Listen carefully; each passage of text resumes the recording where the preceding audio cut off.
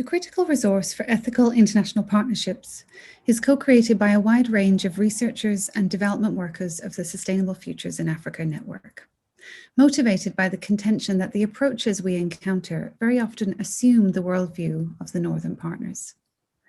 Our experience shows that even work that is well-intentioned emerges from inequalities due to the structures and infrastructures within which we work, the different access to resources available to partners, and even the expectations of what each considers appropriate work for the project. The Critical Resource for Ethical International Partnerships is the result of a week-long workshop with colleagues from Uganda, Botswana, Italy, Malawi, Canada, Bangladesh, and Scotland. Drawing on experiences of international, interdisciplinary, and cross-sector projects, we explored the processes that had led us to the work, our expectations of project formation and conceptualization, the day-to-day practicalities of doing the project, and the ways in which project outcomes were managed and prioritized. What became paramount across our discussions was the importance of openness and of reflexivity, to difference to our own expectations and hopes, to the range and realities of contexts from which partners came to participate from. The resource addresses a number of interconnected themes, and we encourage you to download a copy from the Sustainable Futures in Africa webpage. This video will address two of the themes directly. The first, who do you think you are, raises the issue of where each partner is coming from and what their expectations of the project are. We must be attentive to the values and perspectives that each partner brings. We cannot assume that these will be the same for all participants, and if these are not made clear from the start, then those controlling the project will most likely, whether intentionally or not, impose their values upon project design, finances, implementation, and practice. Moreover, every project has accountability to multiple authorities, not just the project co-investigators, but also funders, universities, governments, communities, and the wider environment. Without being attentive to this context of power, knowledge, and authority, inequalities can be replicated. The second theme that runs through the video asks us to follow the money. Issues of money and funding are often very difficult to talk about, especially across different cultural contexts. There will be different expectations of what will be funded, and different levels and styles of remuneration. And of course, money comes into a context of already existing inequalities. To navigate this complex situation, transparency is key. We cannot pretend that money doesn't matter. The Critical Resource seeks to offer some nudges, provocations, and guidance to those either well practiced or starting out with new partnerships, to prompt open conversation and to help promote the importance of reflexivity and honesty with one another in the context of international development-related research.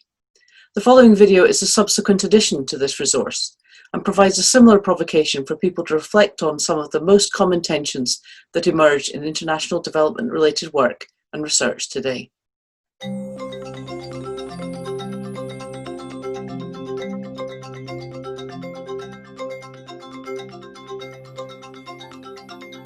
Hi, so it's so great to finally meet you both after all these webinars, emails, etc. Sharon, I've heard great things about the work that your NGO is doing. Lekodi, nice to connect with another academic. And yeah, good to be in Malawi and finally able to get started. Lovely to meet you too, Helen and Dr. Magombo. It's an honor for me to finally meet you. I've seen your work that you've published, and yeah, you really inspire. Nice to meet you too, Sharon. Yes. Yes, and Helen, it's good to connect with you. Okay. Yeah, so we're here, as you all know, for the Critical and Radical Approaches to Participation project. So this is a framework that I've been working on for some time, and I'm really excited to work with you to get it trialled in Malawi. So I'm here for a week, and I've got a schedule here that I was thinking of. So if we could maybe have the first 3 days here, looking at the model, getting everyone's input, really making sure that it's appropriate for the local context, and then get out into the field in the communities that I know you've been working in for the last couple of days. Okay. So essentially Tuesday, Wednesday, Thursday we are having this conversation, and then over the weekend we go into the field. Yeah, or like Friday, Saturday, yeah. I cannot do, I have other classes I need to lecture on Wednesdays and Thursday afternoon. So I guess what we can do is you two can go ahead those times, and then I will join you later in the field. Okay, I was hoping that you'd be able to be there for the whole time, but okay. Another time, yes. Okay, and I also wanted to ask, I think we didn't go in details about what exactly the participants in one community that work in, like what exactly are they doing? So yeah, we're really trying to move away from the kind of model of dependency in these projects. And I've seen there's a lot of locally grown fruits around here. We're also trying to encourage healthy lifestyles, so I was thinking we could bring some fruits along, that kind of thing. No, as I mentioned when we were being introduced, I said a lot of participants here in Malawi, like they want some type of incentive if we want them to actually participate. And even with the fruits idea, like they have so many fruits around their houses, and the water. No, maybe if we give them something more for them to actively participate.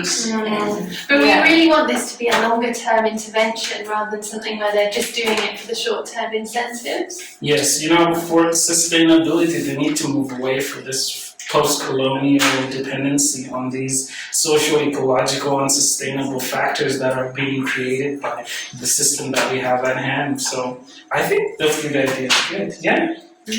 I just don't know how it's going to play out, but I guess I will try to give them a heads up that they're not really getting anything more, even though I doubt that we'll get the full participation that we really want from them, but I guess that's it.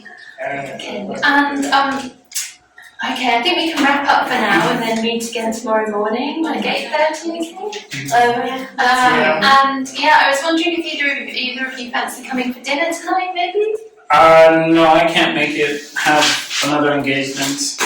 I will have to confirm later on. Okay, no problem. Anyway, great to meet you both. Thank you so much, everyone. Thank you. Alright. Hi, love. Can you hear me okay? Yeah, Wi-Fi's a bit ropey. Yeah, I made it fine. The flight was alright. And yeah, the hotel's kind of one of those typical sterile kind of conference type hotels, but I guess it's comfortable enough. Yeah, I had the first meeting today and yeah, it was alright, I guess. I mean, I was hoping against hope for a little bit more engagement really, because yeah, it's been quite challenging trying to just coordinate over email and webinars, and I was hoping that actually meeting people face to face that we'd be able to feel like we're a bit more, got a bit more of a spirit towards the goals of the project, but so far not as much as I was hoping. Yeah, I mean, I'd heard about that Dr. Magombo person, and yeah, to be honest, if we had a little bit more time, if it wasn't such a tight funding deadline, I might have tried to find someone else to work with, but he's kind of the go-to person and seems more preoccupied with other stuff. And then Sharon, I had really high hopes for, because when Kate put me in touch with her NGO, she was really impressed by the work that they're doing. But the impression I get from actually meeting her is that she's much more concerned about incentives for the NGO, incentives for the participants, all that kind of thing. So yeah, it's going to be challenging for them to really recognise the potential of this approach for long-term transformation, I think. Yeah, I mean, I did invite them both for dinner, hoping that way I'd at least get to know them a bit more outside the meeting context, hopefully build a bit more rapport, but Magombo's not interested at all, and then Sharon was like, maybe, so yeah, I guess I'll just text her now and follow up and see if she's up for it, and then maybe I can just get to know her and her organisation a little bit more and build it up a bit. Okay. Yeah, no, it's true. At least if I get the work done, I'll be able to get something published and be that little step forward to the associate professorship. Okay. Cool, lots of love, bye.